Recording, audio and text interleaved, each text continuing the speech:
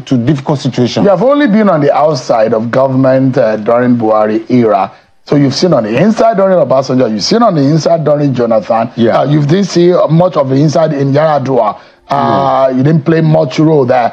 For what you have seen across almost 25 years now, would you say the Bola Tinubu government has listened enough compared to other presidents? Let me tell you for a fact. He's only spent 1 year anyways, but... I've always said that you can never and should never, ever judge this administration like you judge other administrations. Because this is an abnormal situation in which this administration came to life. After such a prostate economy for 8 years, the government and governance was totally abandoned. Anything went at that time. So, things became so bad. There was a period of time that we were actually spending 90 cents out of every dollar we earned, to pay debts. So, and that was the point at which this administration came in. People are forgetting. Are you giving this government a chance?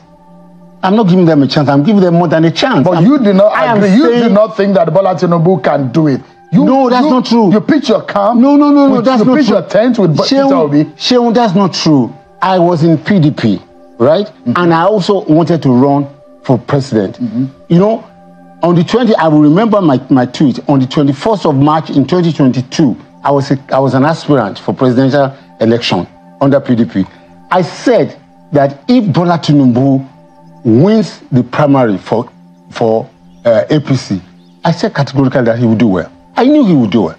He has come into government at a very difficult time. I don't know why he decided to come at this time. This is a very bad time for anybody to come and administer this administration. But you campaigned for Peter Obi. I did. Because you think that Peter Obi wouldn't have done better, or Atiku Abubakar would have done better? Let me tell you, of all the people that actually ran for president in 2023, by benefit of hindsight, Bola Tinubu is the best. Even the Peter Obi you worked for? I'm telling you that from the benefit of the hindsight, I've seen Peter Obi, I've been with Atiku Abubakar. I also knew, many people are not aware, I knew Bola Tinubu so many years ago. We have interacted. I've not seen him in the last 7-8 years or whatever, that's not the point. But in terms of capacity, capability, and, commitment and knowledge, people keep underestimating what he did in Lagos. What he did in Lagos was a wonderful job. I went and I met and I sat with him, for 3 hours, and he took me through what they were doing and what they will do. And I was, even though I was in NRC or so at that time, I was impressed. I was heavily impressed. So I think that if this country will give this gentleman some time, like I heard Body George talk this morning, and that's the truth. You cannot judge this administration only, just after 1 year in office. And even it's not even 1 year in office. Now, this is very, very funny. All right, before I analyze everything that Doyin Okupe has said, I want to take you down memory lane and play you the video of Doyin Okupe, how he was energizing Peter Obi, how he was praising Peter Obi, how he saw Peter Obi as a savior prior to the 2023 general election. Remember, he was a campaign DG of Mr. Peter Obi, and he said all manner of good things about Peter Obi, how Peter Obi was the best presidential candidate that Nigeria has ever produced. Now, what changed? That is the question on the lips of everybody. Take a listen. It's clear to me from what I've seen, and I'm a very experienced politician and I know what I'm talking about. It will be impossible to defeat Peter Obi in this primary. It's absolutely impossible. The hood does not make the monk. You know that's a very popular saying in English language. And for a fact, what we see are decorated caricatures, political caricatures, who have essentially, principally expired. I have nothing to offer, and the people can see through the masquerades.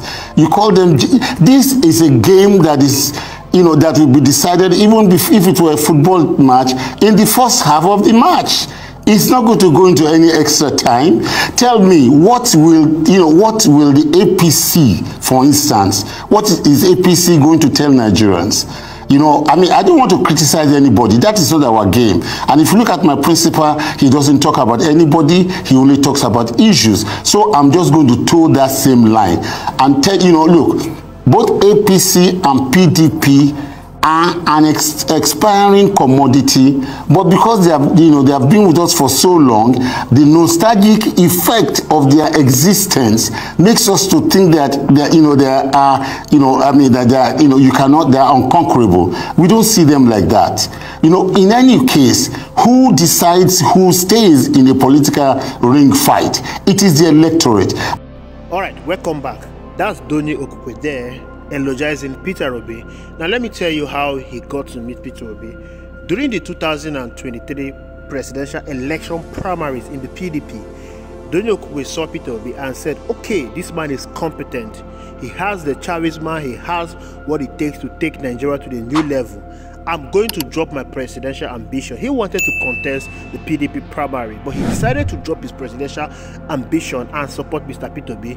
Doyin Okupe was very instrumental. He's a seasoned politician. That is what you need to know.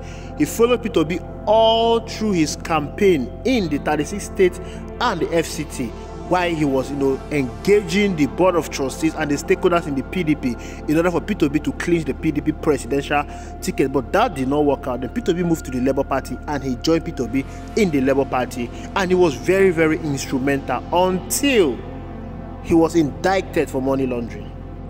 Yes, Doyin Okupe had a case with the EFCC for money laundering after President Goodluck Jonathan has left office. Remember, he served under Goodluck Jonathan, and during the heat of the campaign, he was indicted for money laundering by the EFCC, and then that forced him to resign his position as a Director General of the Peter Obi Campaign Council. Ever since that case about Doyin Okupe came to the fore, he has become a different person. Months later, he tendered his resignation, but there was something shocking about his resignation of the Labour Party. He tagged the Labour Party as SPV, Special Purpose Vehicle. He said the Labour Party was used as a special purpose vehicle, and that was the beginning when people began to see Doyin Okupe as a different breed altogether. Ever since he resigned from the Labour Party, he has kept on singing the praise of Bola Ahmed Tinubu, eulogizing the same man he criticized while he was a campaign DG of Mr. Peter Obi, eulogizing the same man he preferred Mr. Peter Obi over, eulogizing the same man he did not see any feature of Nigeria with. You saw what he said about Mr. Peter Obi. Peter Obi is the man for the people, is the man that will fix Nigeria economy. Peter Obi is the man that will take Nigeria from consumption to production. And now he's singing a different tone altogether, saying that Bola Ahmed Tinubu is the best presidential candidate among all the presidential candidates that contested the 2023 general election. And it's so funny, it's so disheartening seeing someone, an elder statesman of this manner, changing tone, changing his voice. What change? What exactly is wrong with Doyin Okupe? As a man, never you allow yourself to be put in a corner where your daily bread will come from you not saying the truth. Never you be put to a corner where you will have to work for your stomach by lying through your nose. Doyin Okupe knows that he's lying, and it's quite unfortunate that this is what we see among the Nigerian elders. It is said that an elder does not stay and watch a goat give birth on turtles, but Nigerian elders, they will watch a goat give birth even inside the fire and they will not do anything about it.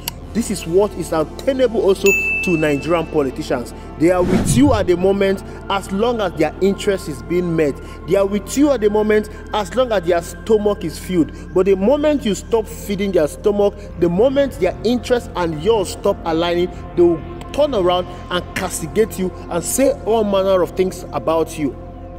It's very unfortunate. These are the men and women that we have to contend with as politicians in Nigeria. Now let us even go to what he's talking about. He's saying that Bola Ahmed Tinubu is the best presidential candidate in the 2023 general election. Is he saying the truth? He's lying. And it's quite unfortunate that an elder statesman will go on the national television and is lying through his nose. If Tinubu is the best that Nigeria can offer, then it's unfortunate that this country is doomed forever. Because what is the best from Tinubu that we are seeing? Is it the inflation that he has taken to 40%? Is it by reducing the purchasing power of the people? Is it the insecurity? Is it the economy that has declined that he has overseen? What exactly is the best of Bola Ahmed Tinubu? Are you trying to tell me that 1 year of Bola Ahmed Tinubu that we are all experiencing, we are seeing food inflation, Nigerians cannot eat 1 square meal a day, Nigerians cannot go to the market and buy food items, rice has skyrocketed to 80,000, food items in the market has increased drastically? Is it the best of Bola Ahmed Tinubu? What exactly is the best they are talking about? What exactly did he do in Lagos that you want to use it to gaslight Nigerians, that he's going to use to fix Nigeria? He is the president, let him show working. He has shown absolutely nothing. Nigerians are suffering. The pains, the hunger is too much for Nigerians to bear. So what exactly is the best that he's talking about? All these men, what they are doing is to gaslight you to think that leadership is a rocket science. That is what they want you to feel. They want you to feel that nobody in this country can perform magic. We know that nobody can perform magic, but they want you to feel that nobody can fix the problem of this country, so you can keep sticking on with bad leadership. Look at President Muhammadu Buhari. 8 years in office, he did absolutely nothing. Took the 3rd best economy in the world and ran it aground. 8 years of President Muhammadu Buhari was a colossal failure. There was absolutely nothing good about that administration. Now, they will tell you that if President Muhammadu Buhari cannot do it, no one else can do it. Bola Ahmed Tinubu took over, and they are telling you that Bola Ahmed Tinubu inherited a bad economy from President Muhammadu Buhari. President Muhammadu Buhari is of APC. Bola Ahmed Tinubu is APC. APC is destroying Nigeria, and that is what they don't want you to talk. They don't want you to say that APC is destroying Nigeria. But where we are today is worse than where we were under President Muhammadu Buhari. As a matter of fact, people are even calling for President Muhammadu Buhari to come back. This is someone that oversaw 8 years of colossal failure. But people are saying he's better off than Bola Ahmed Tinubu. And this is what they want you to know. This is what they want you to keep talking. That if these people cannot do it, no one else can do it. And I want you to understand that if they cannot do it, there are thousands of Nigerians out there that can do a better job than what they are currently doing. Now, if they want to gaslight you, I want you to look at Abia State.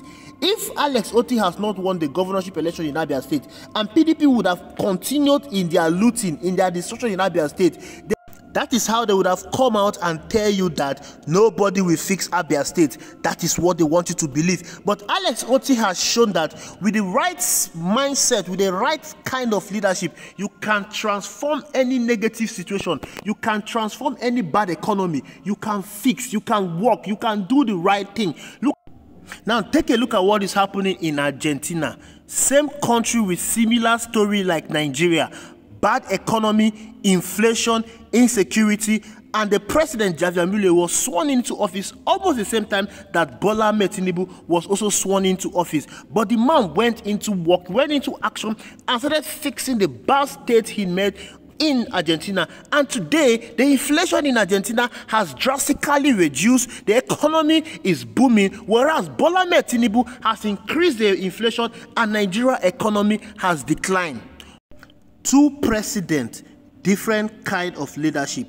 One is given a positive leadership and one is given a negative leadership. What exactly is Bola Ahmed Tinubu blueprint? What are the policies he has laid down to show that he wants to fix this country? Absolutely nothing. They've gone on wastage. They've gone on wasting the scarce resources that Nigeria has, and they are complaining that they made a bad economy. You made a bad economy, but you're spending 90 billion on pilgrimage. You're spending 15 trillion to build a coastal highway. You're spending 28 billion naira to repair the office of the vice president. You are buying 160 million SUV for the senator, but you are complaining there is no money. Where did you get all this money you're wasting around? This money would have been pumped into the economy and fixed the economy, and Nigeria will not be where it is today. P2B would have done differently. P2B would have reduced inflation. P2B would have reduced food inflation. P2B would have reduced the insecurity we have currently now.